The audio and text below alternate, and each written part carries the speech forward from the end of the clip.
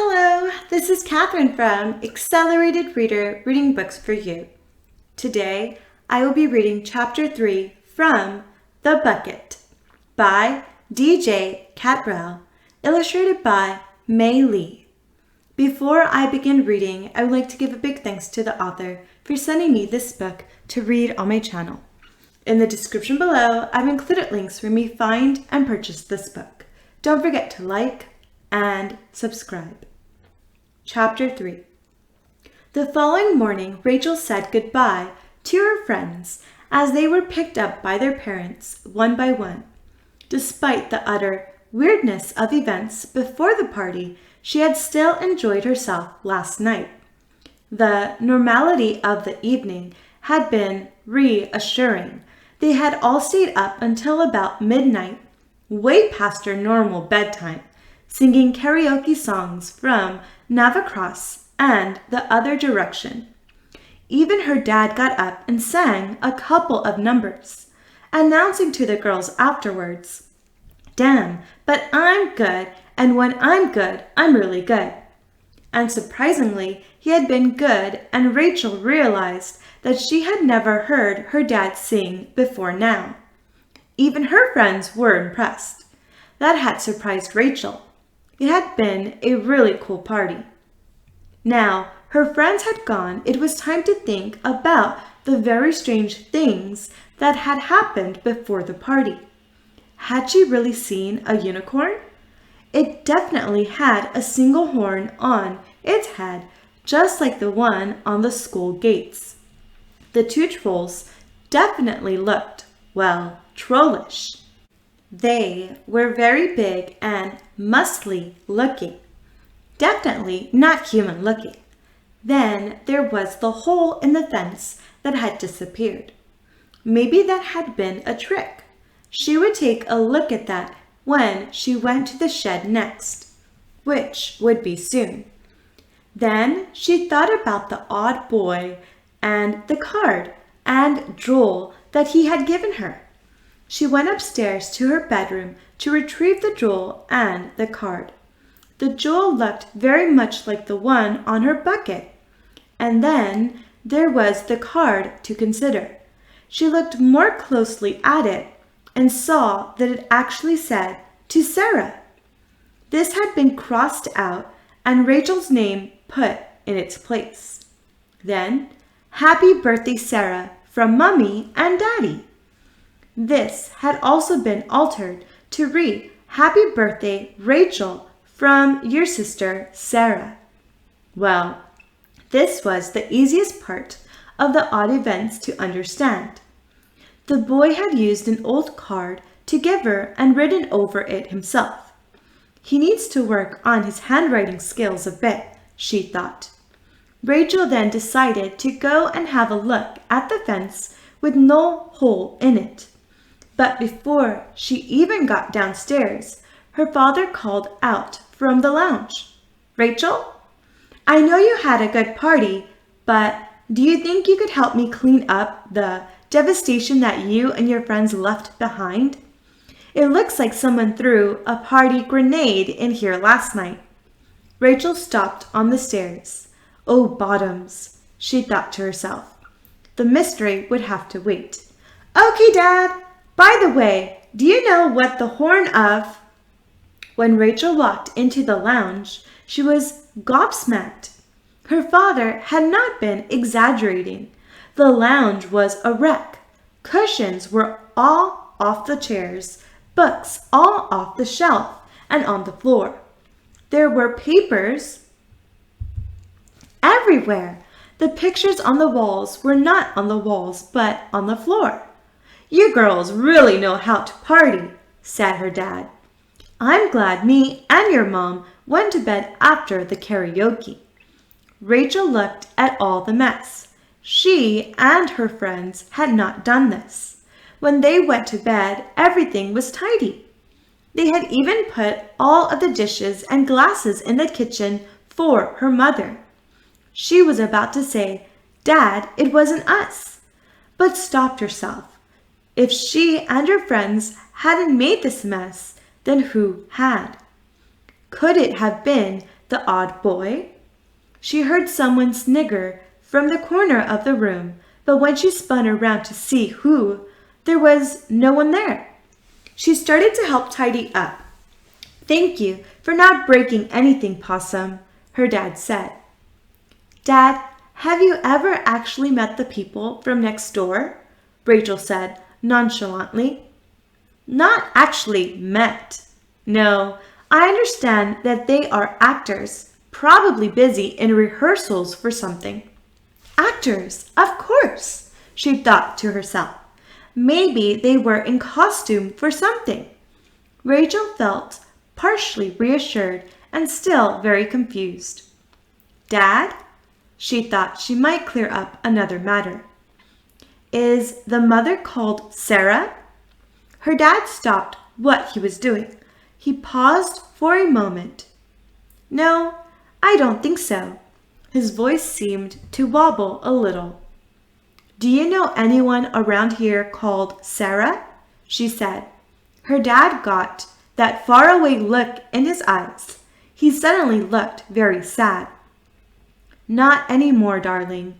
Not anymore." "Why don't you see if your mother needs any help in the kitchen?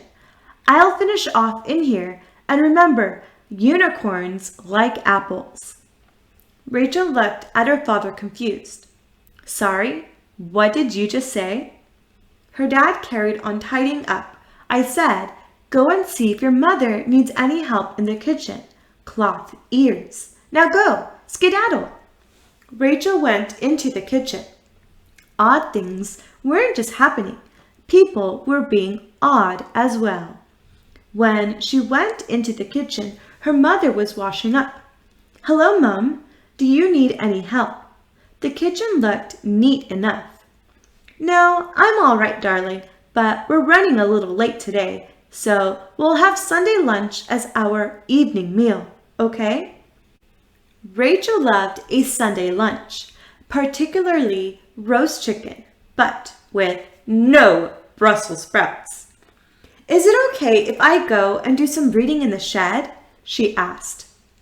"Yes, of course, dear. After last night's excitement, you could probably do with a slow day.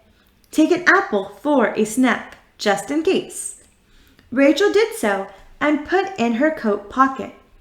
"Be careful when you come back in. I'm going to wash the kitchen floor, okay? And put your walking boots on. It's muddy out there." Her mother carried on washing up. Just as Rachel was going through the back door, she heard her mother say, "Unicorns like apples. Don't forget." Rachel turned back. "Pardon?" Her mother looked at her confused. "That music was too loud last night. I think it's affected your hearing. I said, be careful when you come back in. I'm going to wash the floor.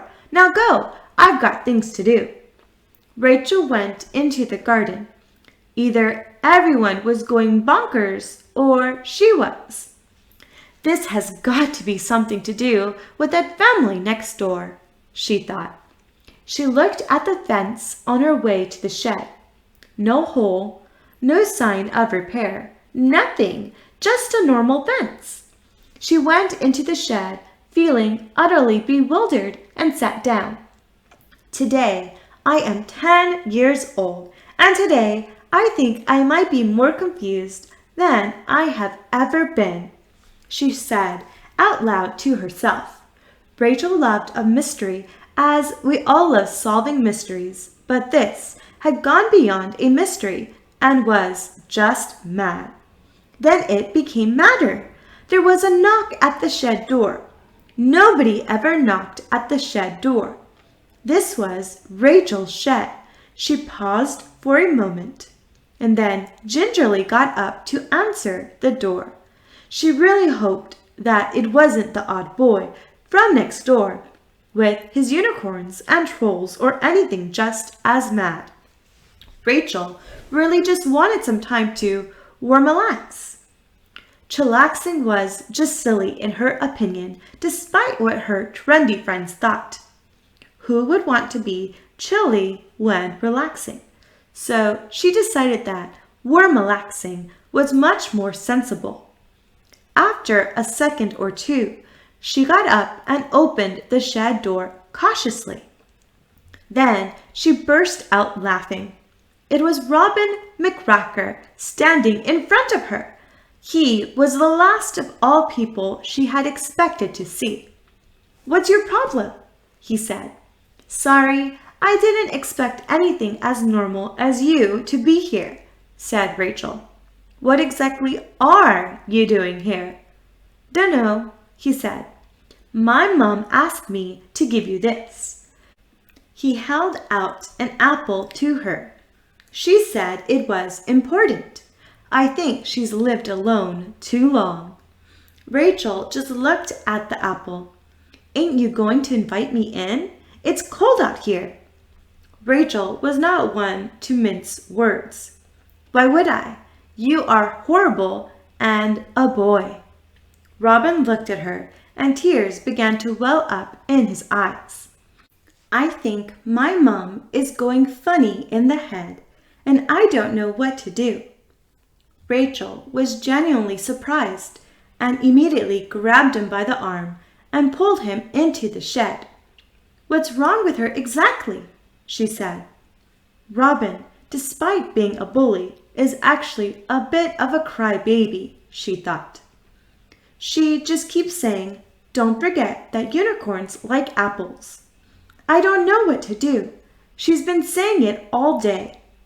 Rachel looked at him sternly. "Are you pulling my leg?" she said. "No, last night she just kept saying, 'He's coming back,' over and over again. Can I sit down?" Rachel may only have been 10 years old, but she knew how to be polite. "Sorry, yes, of course."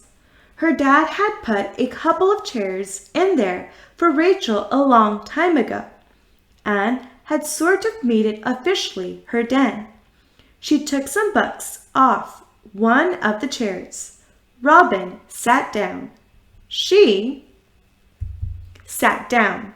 Nobody said anything for a while.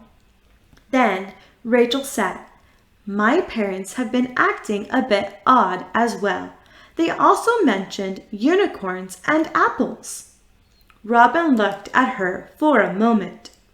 "You're just trying to make me feel better. That's what you do. That's why everybody likes you."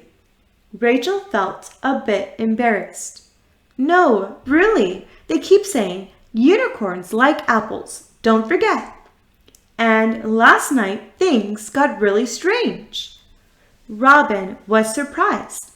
"What happened?" Rachel didn't know where to start. She had to make a decision. Should I trust him with this? I don't even like him, but there is something.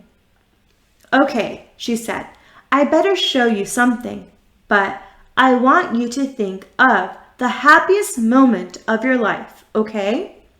Robin was a bit confused, but said, "Okay." Then he tried to think of a happy moment in his life. At first, he couldn't think of anything happy, but then there was that one moment when they were on holiday in the New Forest. That one moment when he was quite little, when his mom had said, "You're the man of the house now. You'll look after us, won't you?" With great pride, Robin had said, "Yes, Mum, I'll look after us." He had resolved from that day onwards to be tough enough to look after his mum. Right now, though, nothing seemed right, but that was his happy thought. Rachel reached up. At 10 years old, she didn't have to stand on the lawnmower anymore, and took down the bucket. She sat down next to Robin and offered it to him.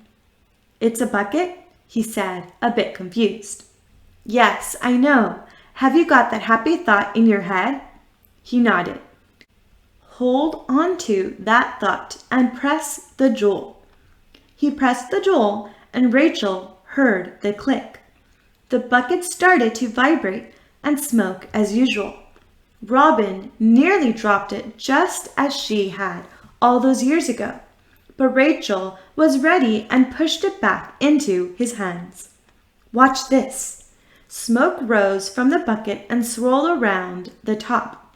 Robin's jaw dropped as an image of him and his mother emerged from the smoke. She was sitting on a bench with a much younger version of Robin sat on her lap. They were somewhere with trees around them. He heard his mother saying the words that he remembered so well. "You're the man of the house now. You'll look after us now, won't you?" He felt a warm feeling inside, but then something else happened. His mother turned to Robin, holding the bucket, looked directly at him out of the smoke and said, "Go and find your father, Robin. And remember, unicorns like apples." He wanted to call back to her, but the smoke faded before he could. What the hell was that? Rachel took the bucket and turned it around. Robin was feeling really confused now. Where did you get it? What is it? Why did she tell me to go and find my dad? What the hell have unicorns got to do with anything anyway? Rachel looked at Robin. It's a lot to take in, isn't it? The bucket seems to sort of show you places in time and space that you really want to see, I think. Robin looked a bit stunned. He felt like someone had spun him around and he ended up in a different room. I know that seems a lot to take in, but there's more. Now Robin was aghast. More?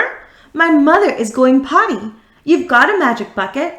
Everyone's talking about apples, and I'm supposed to go and find my dad? This is all a bit too weird. Rachel understood how he felt. It gets weirder, she said. I've seen a unicorn and 2 trolls. Robin just looked at her for a moment. I think I'd better go now. He got up to leave. Sit down. Robin sat down. Don't hurt me, he whimpered.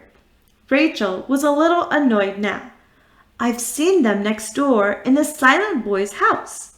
You know, the boy you were bullying at school? Robin was getting even more nervous now. Yeah, sorry, I won't do that again. No, you won't. After I saw the unicorn and the trolls, the boy came around and gave me this. She produced the jewel from her pocket. That looks just like the one in that bucket. Rachel was impressed that he had actually noticed so quickly. I know. She picked up the bucket and placed it in the hole in the side. It seemed to fit perfectly. Rachel sat and thought for a moment. She came to a decision. Look, Robin, she said in a serious tone. I don't like you because you have become a bully, and usually bullies are cowards. You are a boy, and all boys are genuinely stupid.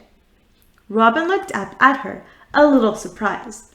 Thanks a lot, he said, a bit taken aback. Rachel decided to take the bully by the horns. Your mom is acting strangely, and my parents are acting a bit odd too. Other weird stuff has been happening as well, and I think it has something to do with the silent boy and the bucket. Rachel's mind was racing, and she was connecting up all of the events that had been happening since the silent boy moved in next door. I don't understand it all, but I think you and I have something to do. Robin looked a little worried at this. Really? He said, not understanding anything that was happening right now. Yes, really. I think you should press one jewel in the bucket and I should press the other at the same time. You want answers, and so do I. Robin thought for a slow moment. All right then, what do you think will happen? Rachel looked at the bucket. No idea, but at least we will have tried something. Who knows? It might sort of reset everything. She picked up the bucket. Let's do it, she said, feeling a little bit excited. She had the bucket for so long, and this was something new, something scary, but wonderful, and she wanted to see what came next. They both held onto the bucket and put their thumbs on the jewels. "Ready?" said Rachel. "Ready if you are," Robin said nervously. "After the count of 3 then. 1, 2, 3. They both pressed the jewel at the same time. The bucket vibrated in their hands and the smoke billowed out of it. It filled the shed and it tasted of vanilla.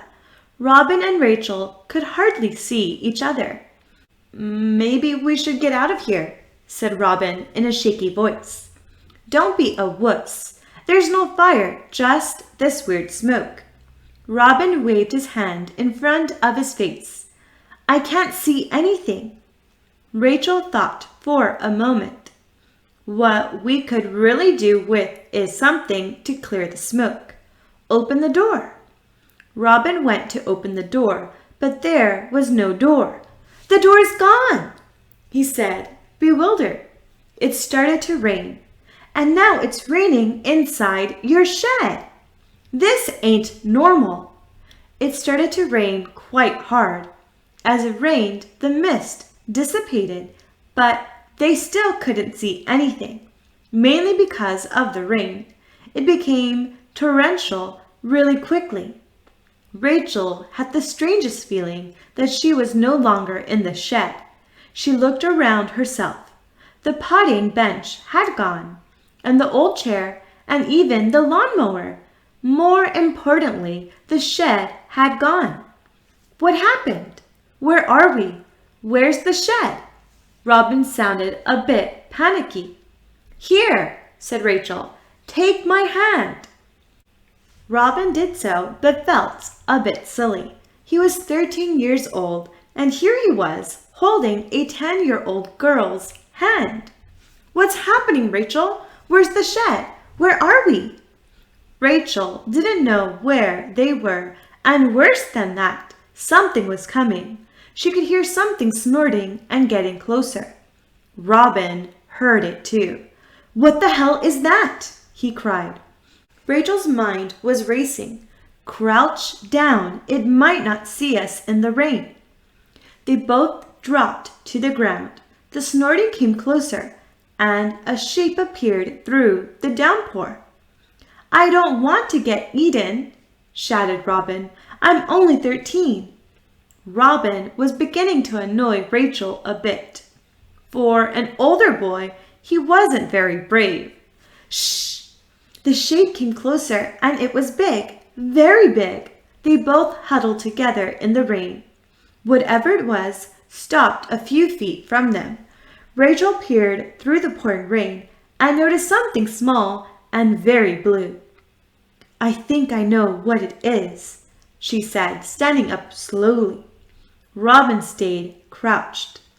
Rachel walked towards the huge shape and found that she was standing in front of was a unicorn. It winked at her and then swirled its head round and looked at her. Then it shivered. And when a unicorn shivers, it shivers from nose to tail. "Oh, you poor thing! Robin, it's okay. It's the unicorn." Robin stood up and walked towards Rachel. As he did so, the unicorn snorted and backed off a pace. Rachel tried to soothe the animal.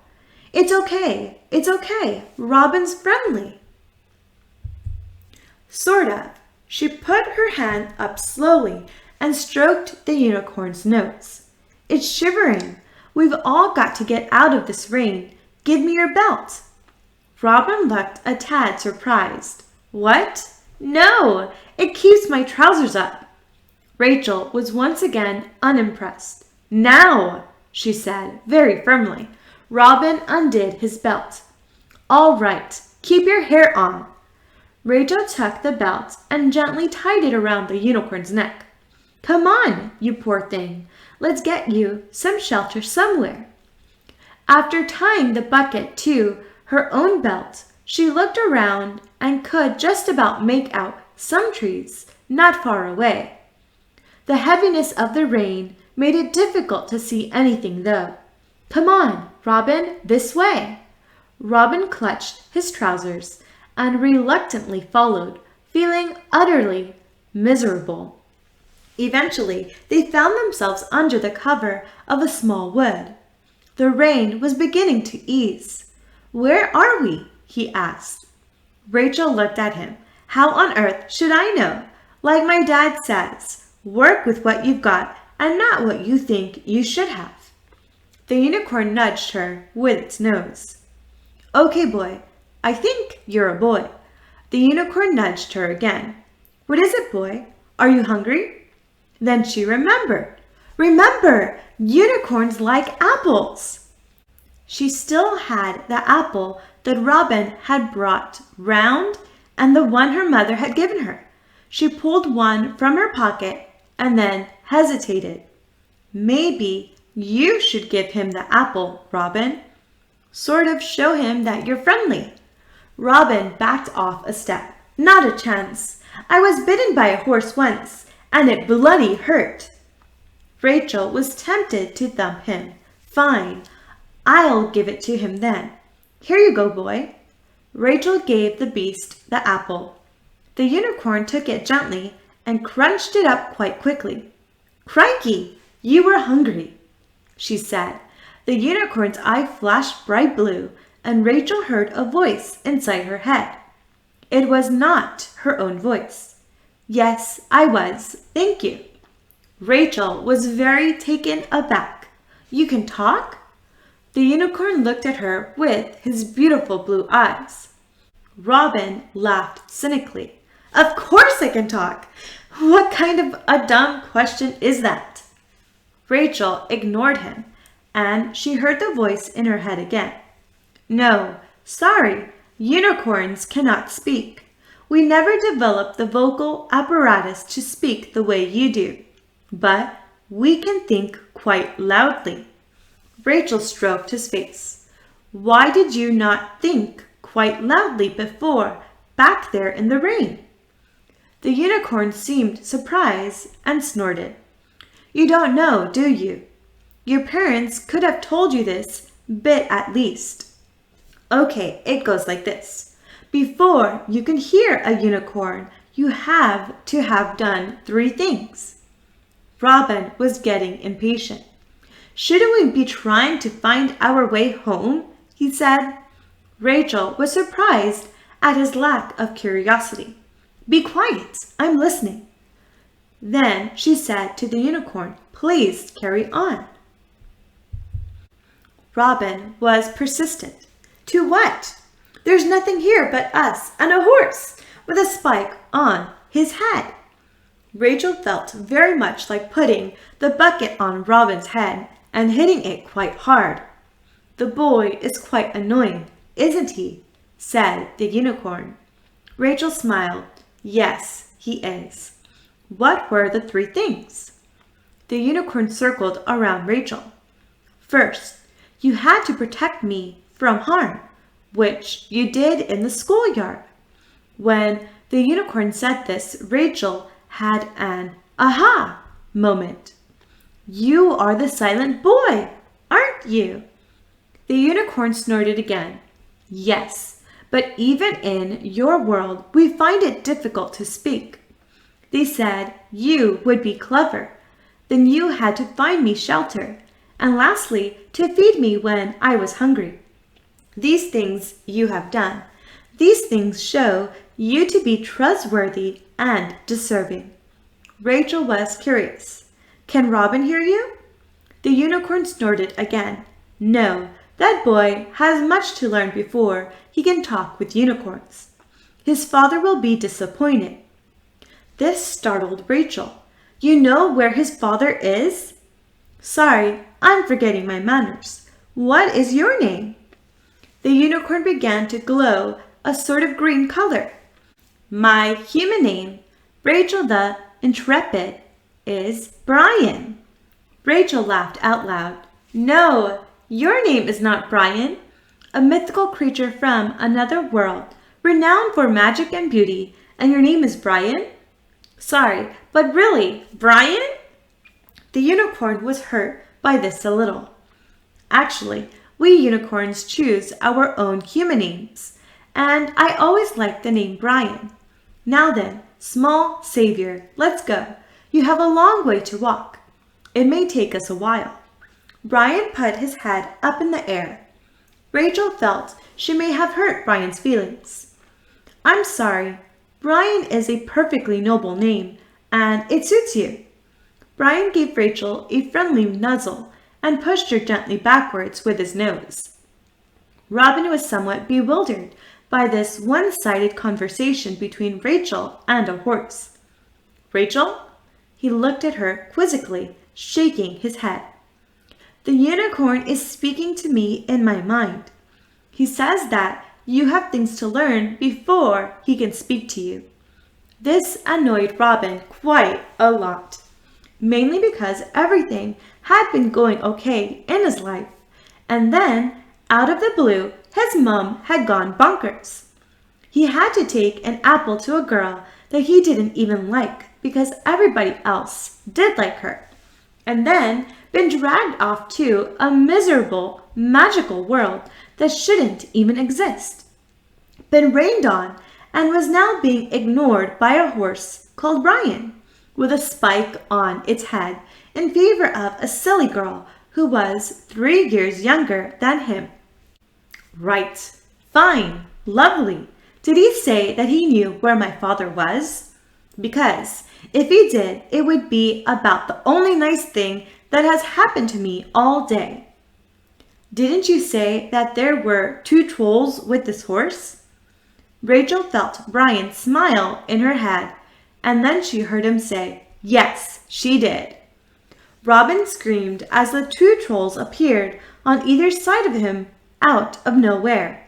They were huge and seemed to be made of granite and muscle and glowed gently green.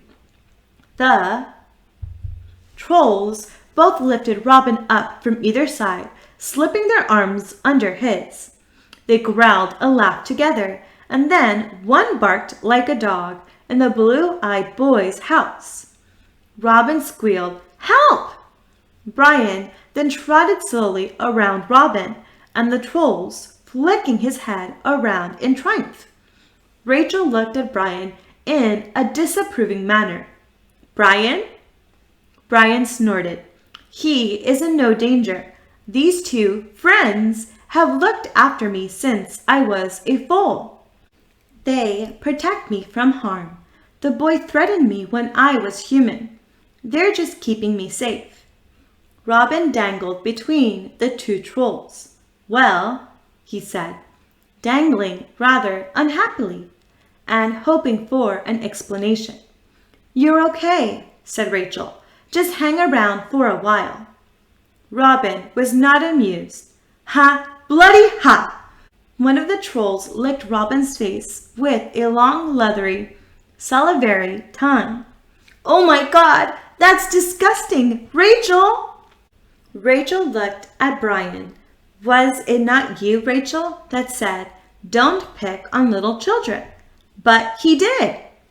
Rachel just gave him her most disapproving look.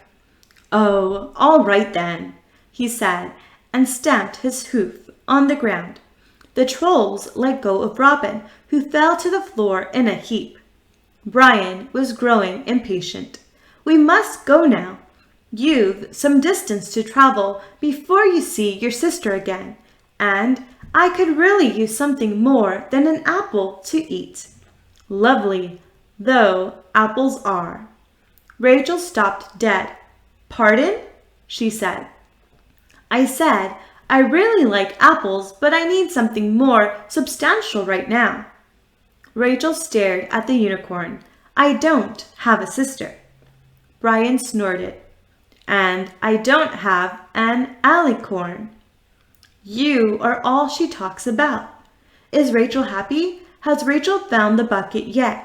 How is Rachel getting on at school? Is Rachel popular? Have Mom and Dad told her about me yet? Of course you have a sister. She asked me to guide you to her. That's why you're here. Your mother and father have waited a long time to see your sister again, and you are here to take her back." Even for Rachel, this was a bit much to take on board all at once. "You know Robin's father and my sister?" Brian became a bit more formal. "Yes, I know Mr. Jack McRacker. He is a good man and has helped us unicorns and other species many times. He is a great healer and a greater strategist. I am charged with taking you both to meet your lost family. Your portal is their way home." Rachel looked down at the bucket hanging by her side. "This?" she asked. "Yes, that," said Brian. "Without it, you cannot go home either. Now, it is time. We must go." With that, Brian turned west and slowly walked off. The trolls followed. As they walked off, Robin folded his arms.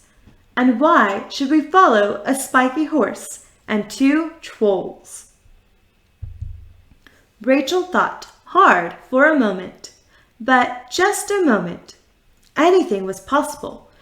Surely she had learned that by now. Maybe she did have a sister. It would probably explain a lot. She turned and walked after them, and as she walked, she called to Robin. "Try not to say anything rude or stupid." Robin stared at her with an expression of disbelief. "Me? Say something stupid? Like what?" Then he found himself standing alone in a strange wood with odd creatures lurking around. "Hang on! You might need me!" Rachel turned briefly and raised an eyebrow. "Something stupid, just like that." Thank you for listening. Stay tuned for Chapter 4. Don't forget to like and subscribe. In the description below, I've included links to where you may find and purchase this book.